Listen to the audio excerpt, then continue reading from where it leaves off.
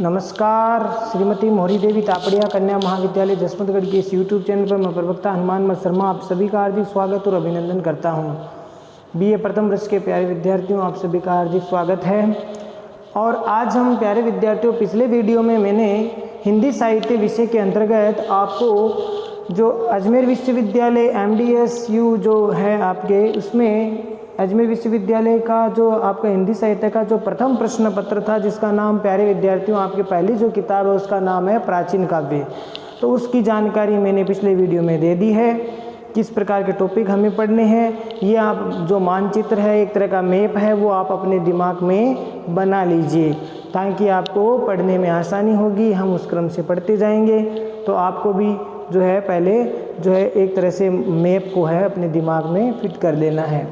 आज हम इसके आपका जो दूसरा पेपर है, तो प्यारे विद्यार्थियों जो हिंदी साहित्य में आपके परीक्षा में 2 पेपर होंगे, पहला पेपर और दूसरा जो फर्स्ट पेपर होगा उसका नाम है आपका प्राचीन काव्य, जिसमें भक्ति काल के जो कवि हैं उनको लिया गया है। आप ये तो जानते ही हैं कि हिंदी साहित्य के काल को, इतिहास को हम 4 भागों में बांटते हैं। प्रथम जो आदिकाल, दूसरा आपका भक्ति काल, तीसरा रीतिकाल और चौथा आधुनिक काल। तो आदिकाल को न लेकर के सीधा फर्स्ट ईयर में आपके प्रथम वर्ष में जो है प्राचीन काव्य नाम से लिया गया है। जो प्राचीन काव्य का अर्थ यहाँ पर भक्ति काल के जो कवि हैं उनको संग्रहित किया गया है, उनको हमें पढ़ना है।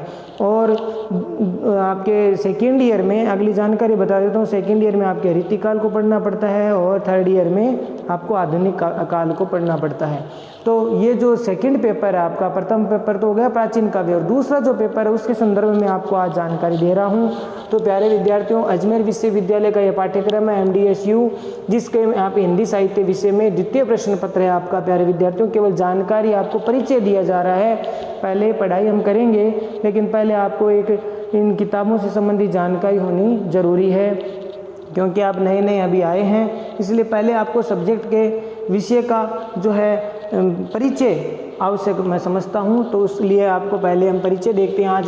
तो दूसरा जो पेपर है आपका परीक्षा में आएगा, सेकंड पेपर, उसमें देखो क्या क्या चीज़ें आएगी। इस किताब का नाम है प्यारे विद्यार्थियों, आपका जो पेपर होगा उसका नाम है हिंदी भाषा एवं साहित्य का इतिहास। तो प्यारे विद्यार्थियों, नाम है इसका हिंदी भाषा एवं साहित्य का इतिहास। इसमें हिंदी भाषा का और साहित्य का इतिहास ये आपके लिए नया है प्यारे विद्यार्थियों। एक भाग तो इसका पुराना है, पुराना मतलब कहने का तात्पर्य आप 11वीं और 12वीं में पढ़ करके आए हो, जो हिंदी साहित्य का इतिहास है।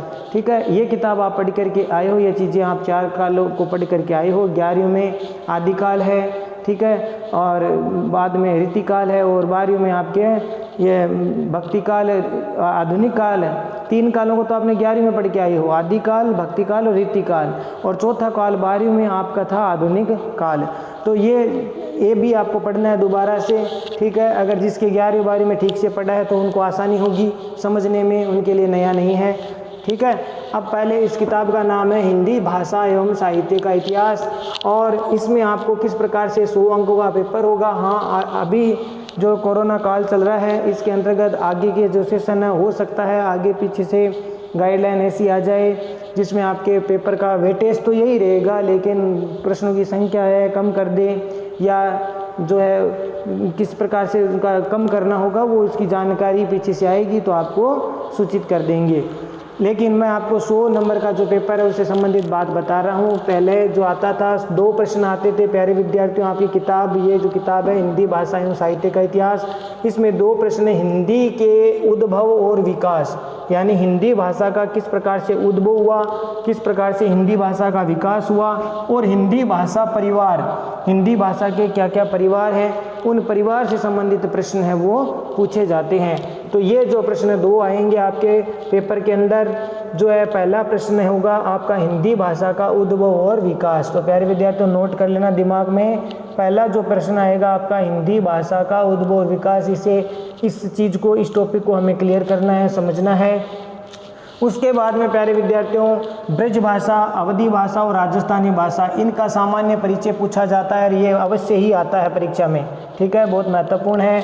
ब्रज भाषा का पूछ लेते हैं, अवधी का पूछ लेते हैं, अथवा में पूछते हैं। राजस्थानी का तो अवश्य पूछेंगे ही पूछेंगे, क्योंकि हम राजस्थान के हैं, तो राजस्थानी का तो बहुत अधिक चांस है, इसमें पूछा जाता है, अधिकतर ही पूछा जाता है राजस्थानी का। तो राजस्थानी भाषा का जो ये प्रश्न है हमें पूरा पक्का तैयार करना है। अगला एक इसमें टॉपिक आता है राजस्थानी भाषा और उसकी उपभाषा का सामान्य परिचय।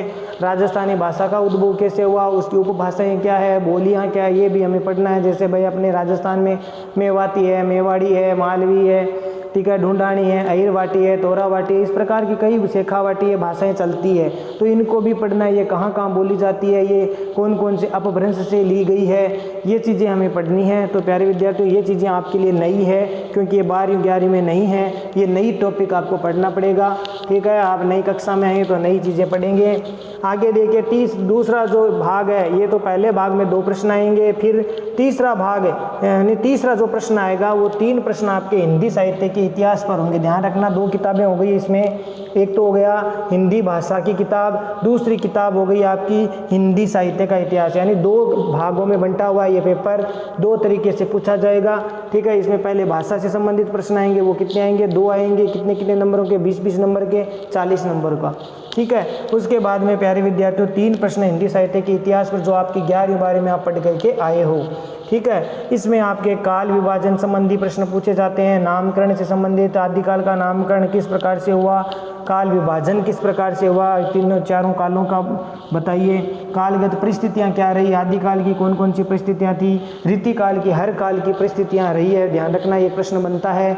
आदिकाल की परिस्थितियां बताइए, रीतिकाल की परिस्थितियां बताइए, भक्ति काल की परिस्थितियां, या फिर आधुनिक काल की परिस्थितियां। तो 4 प्रश्न ये बन गए। तो ये परिस्थिति संबंधी प्रश्न पूछे जाते हैं। प्रवृत्तियां या विशेषताएं, 4 प्रश्न ये भी बन जाते हैं। आदिकाल की प्रवृत्तियां विशेषता बताइए, भक्ति काल की प्रवृत्तियां विशेषता, या फिर रीतिकाल की और आधुनिक काल की प्रवृत्तियां विशेषता। तो 4 प्रश्न ये भी बनते हैं। तो ये चीज़ें हमें क्लियर करनी है, पक्का पढ़ना है। फिर इनके रचनाकार, आदिकाल के कौन कौन से रचनाकार कवि हुए हैं, लेखक हुए हैं, भक्ति काल के कौन से हैं, रीतिकाल के कौन से, आधुनिक काल के कौन से हैं। तो इस प्रकार से ये चीज़ें आपको इस एक प्रश्न आपका इसका आएगा। अगला प्रश्न प्यारे विद्यार्थियों आपका, आधुनिक काल में कविता का जो विकास हुआ है, आधुनिक काल में भी आपको किसका पढ़ना है, कविता का विकास किस प्रकार से, आधुनिक काव्य का विकास क्या हुआ, उससे संबंधित जानकारी आपको होनी चाहिए। इसमें आपका सबसे पहला काल, आधुनिक काल के प्रणेता कह सकते हैं, सूत्रपात करने वाले थे भारतेंदु हरिश्चंद्र जी, ठीक है। भारतेंदु जो है इनकी उपाधि का नाम है प्यारे विद्यार्थियों, मूल नाम तो इनका जो है हरिश्चंद्र जी था, और इनका जो उपाधि थी वो थी भारतेंदु, ठीक है, भारत का चंद्रमा, इस प्रकार से ये उपाधि हो गई। तो ये इनके नाम पर ही ये काल पड़ता है हिंदी साहित्य में। किस में आता है ये, आधुनिक काल में। ध्यान रखना, आधुनिक काल में, या 12वीं में पढ़ के आए हो प्यारे विद्यार्थियों, आधुनिक काल में भारतेंदु काल की कविताएं, फिर द्विवेदी काल की कविता। द्विवेदी कौन से, हजारी प्रसाद द्विवेदी या महावीर प्रसाद द्विवेदी? तो आपको बता रहा हूँ, महावीर प्रसाद द्विवेदी जी। तो महावीर प्रसाद द्विवेदी जी के काल को पढ़ेंगे। छायावादी काल को पढ़ना है। छायावादी में आपके 3 आधारभूत कवि आपके माने जाते हैं। कौन कौन से कवि माने जाते हैं? 4 प्रमुख आधार स्तंभ है, वो आप 12वीं में पढ़ के आए होंगे, जिसमें है जयशंकर प्रसाद, सुमितानंद पंत, और सूर्यकांत त्रिपाठी निराला और महादेवी वर्मा। ये छायावादी कवियों की प्रमुख आधार स्तंभ कहा जाते हैं प्यारे विद्यार्थियों। तो छायावादी कविता, छायावादी काल, छायावादोत्तर काल, छायावादोत्तर का मतलब छायावाद के बाद का काल, उस काल की कौन कौन सी कविताएं थी? छायावाद की कवि और कवियत्रियाँ, उनकी कविताएं, फिर छायावाद के बाद के कवि और उनकी जो कवियत्रियाँ थी, उनकी जो रचनाएं हैं उनको हम लेंगे, या उनके बारे में हमें पढ़ना है। नई कविता का विकास, नई कविता यानी जो 60 के दशक के बाद की जो नई कविता, प्रयोगवाद के बाद की जो कविता, नई कविता उनके अंतर्गत आ जाती है। तो नई कविता का विकास किस प्रकार से हो? तो ये प्रश्न प्यारे विद्यार्थियों 20 नंबर और 20 नंबर 3 प्रश्न हो गए।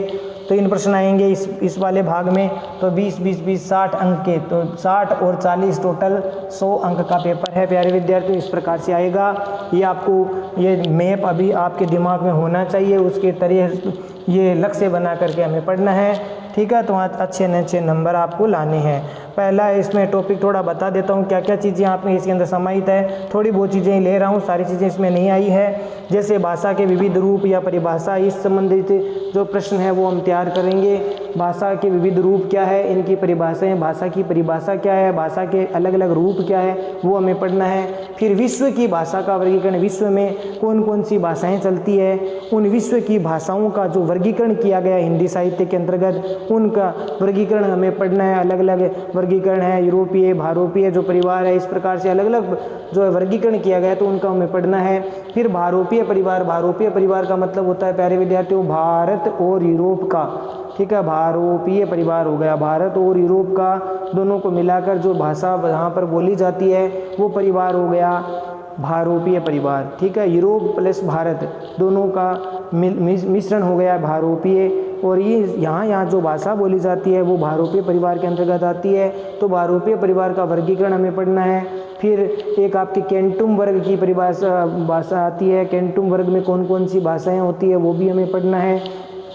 शतम वर्ग में कौन कौन सी भाषाएं आती है, तो ये अलग अलग विश्व के जो वर्ग हैं, वर्गीकरण जो भाषाओं का किया है वो हमें पढ़ना है।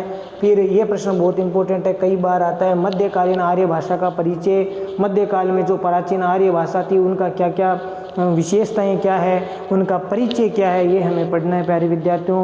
मैं आशा करता हूँ ये भाव जो चीज़ें समझ में आ रही होगी आपको, जो क्रम से आप समझते जाइए। फिर आपको जो है ये जो सब चीज़ें किस में प्यारे विद्यार्थियों, ये आपके भाषा वाले टॉपिक में है, इसमें भाषा वाले, क्योंकि ये दो भागों में बंट गया है, एक में तरफ तो भाषा होगी, दूसरी तरफ हिंदी साहित्य का इतिहास हो गया, ठीक है। तो ये भाषा वाले टॉपिक में जो दो प्रश्न आएंगे वो चीज़ें बता रहा हूँ मैं, ठीक है। तो फिर आधुनिक भारतीय भाषा परिवार की प्रमुख भाषाएं, आधुनिक काल की जो भाषाएं हैं भारतीय, उनका किस प्रकार से परिवार है, उन भाषा परिवार की प्रमुख भाषाएं कौन कौन से वो हमें पढ़ना है। फिर आपका टॉपिक आता है, ये टॉपिक है सब हिंदी भाषा का उद्भव और विकास, बहुत मोस्ट प्रश्न है, ये बहुत महत्वपूर्ण है, अक्सर ही आता है ये प्रश्न। हिंदी भाषा का उद्भव और विकास, या इसको कह सकते हैं अपनी हिंदी भाषा की विकास यात्रा, विकास यात्रा हिंदी भाषा की, हिंदी भाषा की विकास यात्रा का मतलब हो गया प्यारे विद्यार्थियों हिंदी का उद्भव कैसे हुआ, हिंदी कैसे जो है आज के स्वरूप में आई, हिंदी सीधी थोड़ी आई, हिंदी के लिए काफ़ी प्रयास किए गए। तो वो जो हिंदी की जो यात्रा है, हिंदी बनने की, हिंदी का उद्भव और विकास बनने की जो यात्रा है वो यात्रा हमें पढ़नी पड़ेगी, और ये प्रश्न अवश्य ही आता है, अधिकतर आता है, ठीक है। ये टॉपिक बहुत महत्वपूर्ण है। हिंदी की प्रमुख विभाषाएं और बोलियां कौन कौन सी है, तो वो बोलियां भी पढ़नी पड़ेगी आपकी, अलग अलग बोलियां, पूर्वी हिंदी की, पश्चिमी हिंदी की, अलग अलग आपकी जो बोलियां हैं उसमें आपके ब्रज है, अवधी है, बुंदेली है, कश्मीरी है, डोगरी है, जो भाषाएं होती है अलग अलग आपके, राजस्थानी, बिहारी, ठीक है। तो वो अलग अलग गढ़वाली, कुमायूनी, ये भाषाएँ आपको इसमें पढ़ेंगे हम वे भाषाओं में, ठीक है। और फिर ब्रज भाषा का भी परिचय बहुत महत्वपूर्ण प्रश्न है, मैंने कहा इसमें से ज़रूर प्रश्न पूछे जाते हैं, ब्रज, अवधी और राजस्थानी का तो अवश्य ही पूछा जाता है। तो ब्रज भाषा का परिचय और विशेषता, ये प्रश्न आता है परीक्षा में, ब्रज भाषा का परिचय दीजिए और उसकी विशेषताएं बताइए, या फिर ब्रज भाषा का उद्भव और विकास बताइए। तो इस प्रकार से प्रश्न आते हैं प्यारे विद्यार्थियों। फिर अवधी भाषा का परिचय या विशेषता, एक प्रश्न ये बनता है, या फिर ऐसे भी आता है परीक्षा में कि अवधी भाषा का जो है उद्भव और विकास बताइए, या फिर पूर्व हिंदी की भाषा का परिचय दीजिए। इस प्रकार से प्रश्न, ये पूर्व हिंदी की भाषा हो गई अवधी। राजस्थानी भाषा बहुत महत्वपूर्ण है प्यारे विद्यार्थियों, ये चीज़, ये टॉपिक आपका बहुत महत्वपूर्ण है, इसको पढ़ना ही आपको।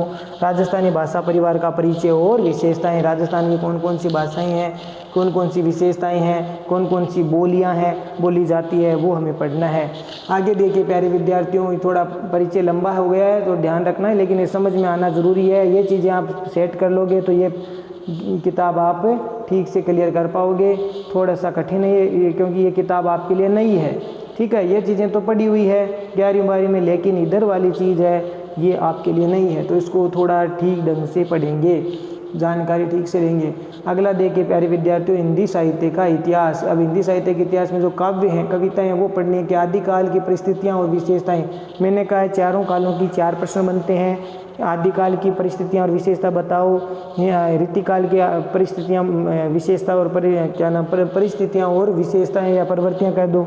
ये 4 प्रश्न ऐसे बनते हैं, ठीक है। तो अलग अलग कालों की अलग अलग प्रवृत्तियां और विकास विशेषताएं होती है, परिस्थितियां होती है। फिर रासो साहित्य, वो भी आदिकाल के अंतर्गत आता है। पृथ्वीराज रासो, विशलदेव रासो, ये जो रासो, खुमाणा रासो, ये जो रचनाएं हैं वो रासो साहित्य के अंतर्गत आती है। फिर है पूर्व मध्यकाल की भाषा है, जिसको हम, ये तो आरंभिक काल हो गया जिसको हम आदिकाल कहते हैं, शुक्ल जी ने आदिकाल या आरंभिक काल। फिर पूर्व मध्यकाल, ये आप 11वीं में पढ़ के आए हो, शुक्ल जी का निर्धारण है कालों का, हिंदी साहित्य के इतिहास का वर्गीकरण जो किया है। पूर्व मध्यकाल में हम भक्ति काल को पढ़ते हैं प्यारे विद्यार्थियों, 1300 के आसपास की जो समय था, ठीक है, तो वो भक्ति काल था। भक्ति काल में हम निर्गुण और सगुण दो प्रकार की भक्ति जो है, भक्ति के काव्य हैं वो चलते हैं या होते हैं। भक्ति काल भी कितने भागों में बंटा हुआ है? 2 भागों में, निर्गुण और सगुण। निर्गुण में जो ईश्वर को निर्गुण निराकार अजन्मा मानते हैं, जो मूर्ति पूजा नहीं करते हैं, इस प्रकार से जो ईश्वर के रूप गुण को नहीं मानते हैं, निर्गुण बिना किसी गुण के, और सगुण यानी गुण सहित, जो गुणों से युक्त है वो सगुण जो काव्य धारा है। इसमें जो कवि हैं या संत हैं जो बताए हैं, जो भक्त कह सकते हो, कवि कह सकते हो, संत कह सकते हो, इन्होंने जो रचनाएं, एक है ज्ञानाश्रय और प्रेमाश्रय। तो प्यारे विद्यार्थियों, ज्ञानाश्रय शाखा जिन्होंने ज्ञान का आश्रय लिया, जिन्होंने प्रेम का आश्रय लिया, वो प्रेमाश्रय कहलाए। ज्ञान का आश्रय में प्रमुख कवि आप जानते ही हैं, ज्ञानाश्रय शाखा के प्रमुख कवि हैं आपके कबीरदास जी, ठीक है प्यारे विद्यार्थियों, ये आप जानते हैं कबीरदास जी ज्ञानाश्रय शाखा के कवि है। और प्रेमाश्रय शाखा के प्रमुख कवि माने जाते हैं जायसी, जिनको हम सूफी काव्य धारा भी मानते हैं। क्या मानते हैं? सूफी काव्य धारा। और ज्ञानाश्रय शाखा का दूसरा नाम क्या है प्यारे विद्यार्थियों? संत काव्य धारा। संत काव्य धारा कह दो या ज्ञानाश्रय शाखा, या फिर इसको प्रेमाश्रयी काव्य धारा, या इसको सूफी काव्य धारा। तो इस प्रकार से 4 नाम हो गए, ठीक है। तो ये भी आपको पढ़ना है, इनके बारे में पढ़ना है, इनके कौन कौन से रचयिता है, रचनाकार कौन कौन से, इनके इस काव्य धारा की विशेषताएं क्या है, परिस्थितियां क्या, ये हमें पढ़ना है। ज्ञानाश्रय शाखा की विशेषताएं बताओ, प्रेमाश्रय शाखा की विशेषता, संत काव्य धारा की विशेषता, सूफी काव्य धारा की विशेषता। तो इस प्रकार से ये 4 प्रश्न बन जाते हैं। सगुण, सगुण जो है, सगुण में आपके रामाश्रय और कृष्णाश्रय, राम का आश्रय लेकर कविताएं लिखी गई, कृष्ण का आश्रय लेकर ये कविताएं लिखी गई। तो जिन संतों ने, जिन कवियों ने जो है राम का आश्रय लेकर राम के पद है वो लिखी, राम की भक्ति से ओतप्रोत कविताएं लिखी, तो वो रामाश्रय कहलाई। जिन्होंने श्री कृष्ण जी के भक्ति भाव से संबंधित रचनाएं लिखी वो कृष्णाश्रय कहलाए। और रामाश्रय शाखा के प्यारे विद्यार्थियों प्रमुख कवि माने जाते हैं तुलसीदास जी, और कृष्णाश्रय शाखा के प्रमुख कवि माने जाते हैं सूरदास जी, ठीक है ना। जो अष्टछाप कवियों में सबसे महत्वपूर्ण कवि माने जाते हैं। अष्टछाप जो वल्लभाचार्य जी द्वारा जो बनाया गए थे, विठल, उनके पुत्र विठलनाथ जी, ठीक है ना। वल्लभाचार्य जी के 4 शिष्य थे, विठलनाथ जी के 4 शिष्य थे, और इस प्रकार से 8 कवियों का जो एक समूह था वो कहलाया अष्टछाप कवि, ठीक है प्यारे विद्यार्थियों। फिर ये संत काव्य धारा मैंने बता दी, ये निर्गुण का ही हो गया। इसकी परिस्थितियाँ, विशेषताएं, इन सभी की परिस्थितियाँ और विशेषता, ये इस प्रकार से 4-5 प्रश्न बन गए यहीं। रामाश्रय शाखा की विषय परिस्थितियाँ, रामाश्रय शाखा की विशेषताएं, कृष्णाश्रय शाखा की परिस्थितियाँ, कृष्णाश्रय शाखा की विशेषताएं, या संत काव्य धारा की परिस्थितियाँ, संत काव्य धारा की विशेषताएं। तो इस प्रकार के प्रश्न हमें पढ़ने पड़ेंगे। फिर आता है उत्तर मध्यकाल प्यारे विद्यार्थियों। उत्तर मध्यकाल ये आप पढ़ के आए हो, ठीक है ना, ये सब चीज़ें पढ़ के आए हो 11वीं 12वीं में, आप जानकारी है, आप परिचित नहीं हो इनसे। रीतिकाल, रीतिकाल में आपको पता है कि ये 3 काव्य धाराओं में बंट गई थी। 3 काव्य धारा में रीतिबद्ध, रीति सिद्ध, रीति मुक्त और रीति सिद्ध, इस प्रकार से ये 3 काव्य धाराएं चलती थी। रीतिकाल के कवि जो दरबारी कवि थे और जो राजाओं के आश्रय में रहते थे। और प्यारे विद्यार्थियों ये कवि अपने राजा की बड़ाई करते थे और जो है मनचाहा फल है उनसे प्राप्त करते थे। इसीलिए जो है ये ज़्यादातर कवि है वो रीतिकाल के कवि दरबारी कवि थे। और ये 3 काव्य धारा में बंट गए थे, ये भी हमें पढ़ना है। रीतिबद्ध, रीति सिद्ध और रीति मुक्त, ठीक है। रीति से जो बंधे हुए थे, संस्कृत के लक्षण ग्रंथों से जो बंधे हुए थे वो रीतिबद्ध थे। रीति मुक्त जिन्होंने संस्कृत लक्षण ग्रंथों की पालना नहीं की, पूर्णतः मुक्त थे, वो रीति मुक्त। और रीति सिद्ध कवि वे कहलाए जिन्होंने लक्षण ग्रंथों का अनुसरण तो नहीं किया, फिर भी उनके जो संस्कृत के जो ग्रंथ थे, लक्षण ग्रंथ थे, उनके अनुसार उनकी काव्यों में रीति स्वयं ही सिद्ध हो गई। रीति माने परंपरा, ठीक है ना, प्रथा, रीति, मार्ग, इसका मतलब रीति का मतलब मार्ग, परंपरा। तो वो परंपरा स्वतः ही सिद्ध हो गई इनके काव्य में। जैसे बिहारी जी रीति सिद्ध कवि है, ठीक है। और इनकी परिस्थितियाँ पढ़नी है तीनों की। रीतिबद्ध की परिस्थितियाँ बताओ, रीति मुक्त की बताओ, रीति सिद्ध की बताओ, इनकी विशेषताएं बताओ। तो ये 6 प्रश्न हो गए यहाँ पर। आधुनिक काल में देखो प्यारे विद्यार्थियों, ये बहुत महत्वपूर्ण है। ये 2 अंत वाला जो प्रश्न आएगा अथवा में ये जो इस टॉपिक से आएगा, और इसमें आपके भारतेंदु काल बहुत महत्वपूर्ण है। भारतेंदु काल की विशेषताएं, भारतेंदु काल की परिस्थितियां एक प्रश्न हो गया। फिर भारतेंदु काल की प्रवृत्तियां या विशेषता, यह दूसरा प्रश्न बन गया। एक ठीक इसी प्रकार से इनकी द्विवेदी काल की परिस्थितियां, द्विवेदी काल की प्रवृत्तियां, विशेषताएं, छायावादी काल की परिस्थितियां, छायावादी काल की प्रवृत्तियां, विकास, इस प्रकार से ये चीज़ें बनती हैं। फिर छायावाद के बाद में प्रगतिवादी, प्रयोगवादी जो अज्ञेय जी का था। प्रगतिवादी में प्रमुख कवियों में आपके नाम आता है। प्रगतिवादी में जो मार्क्सवादी विचारधारा के थे, साम्यवादी विचारधारा के थे, जो नागार्जुन जी जिनका नाम भी आता है, ये प्रगतिवादी कवि थे। इसके साथ प्रयोगवादी कवि, जो प्रयोगवाद जिन्होंने प्रयोग किया इनके साहित्य में बिंबों प्रतिबिंबों के माध्यम से, जिसमें अज्ञेय जी का नाम आता है, जिनका पूरा नाम सच्चिदानंद हीरानंद वात्सायन अज्ञेय जी था। ठीक है, तो ये प्रयोगवाद हमें पढ़ना है। साठोत्तरी, 60 के बाद के दशक के बाद में 1960 के बाद की जो कविताएं थी वो साठोत्तरी। फिर राष्ट्रीय संस्कृति से ओतप्रोत, क्योंकि उस समय भारत जो पराधीन था, तो पराधीन काल के बाद में जब भारत आज़ाद हुआ तो उस समय जो राष्ट्रीय सांस्कृतिक काव्यधारा, राष्ट्रीय संस्कृति से ओतप्रोत जो रचनाएं राष्ट्रीय सांस्कृतिक काव्यधारा से संबंधी कविता कहलाई। नई कविता, जो बाद में आज की जो कविता चल रही है वो नई कविता, दीर्घ कविता, नवगीत जो रचनाएं हैं वो चलती है आजकल। लंबी कविता, दीर्घ कविता जो आज के समय जो लिखी जाती है वो नई कविता के अंतर्गत, या दीर्घ कविता, लंबी कविता, अलग अलग नामों से पुकारी जाती है। तो ये भारतेंदु ने ये आधुनिक काल इतने रूपों में बंटा हुआ है, ध्यान रखना। आधुनिक काल में भारतेंदु जी को पढ़ना पड़ेगा, द्विवेदी जी यानी महावीर प्रसाद द्विवेदी जी, छायावादी, प्रगतिवादी, प्रयोगवादी, साठोत्तरी, राष्ट्रीय संस्कृति से ओतप्रोत रचनाएं, आपको कविताएं, काव्यधारा, नई कविता या फिर दीर्घ कविता, ये चीज़ें हमें पढ़नी है। तो आशा करता हूँ प्यारे विद्यार्थियों, आज की जो जानकारी है, जो आपका सेकंड पेपर है, द्वितीय जो प्रश्न पत्र है, उससे संदर्भ में आपको समझ में आ गई होगी। ये जो पूरा आप मानचित्र है वो पाठ्यक्रम का आप दिमाग में बिठाइए, इसके अनुसार ही हमें पढ़ना है ताकि आपके अच्छे नंबर आए। ठीक है विद्यार्थियों, आज के लिए बस इतना ही। अगले वीडियो में फिर हाजिर होंगे आपके नए अब टॉपिक के अनुसार। ठीक है, अब हमें इसकी नियमित जो है पढ़ाई करनी है। ठीक है, पहले अपने को पाठ्यक्रम को ध्यान में करना है कि क्या क्या चीज़ें आएगी पाठ्यक्रम में, क्या क्या चीज़ें जो है आप 11वीं 12वीं में जो नहीं पढ़े अब नई आई है, क्योंकि नई तो कक्षा, जैसे जैसे आप नई नई कक्षाओं में पढ़ोगे तो नया नया पाठ्यक्रम तो आएगा ही। ठीक है, लेकिन कुछ चीज़ें जो आपके आधारभूत हैं वो तो साथ में रहेगी। ठीक है, जैसे छंद अलंकार, ये चीज़ें आपके 12वीं 11वीं में भी थी, अब भी है। सूरदास जी, मीराबाई के पद पहले भी थे, अब भी है, अब थोड़ा विस्तृत है, तो घबराने की आवश्यकता नहीं है। बड़ी रुचि के साथ जो है आप पढ़ोगे तो बहुत सुंदर आप अच्छे से हिंदी साहित्य को पढ़ पाओगे। इन्हीं शुभकामनाओं के साथ आज के लिए बस इतना ही। धन्यवाद। जय भारत, जय हिंदी।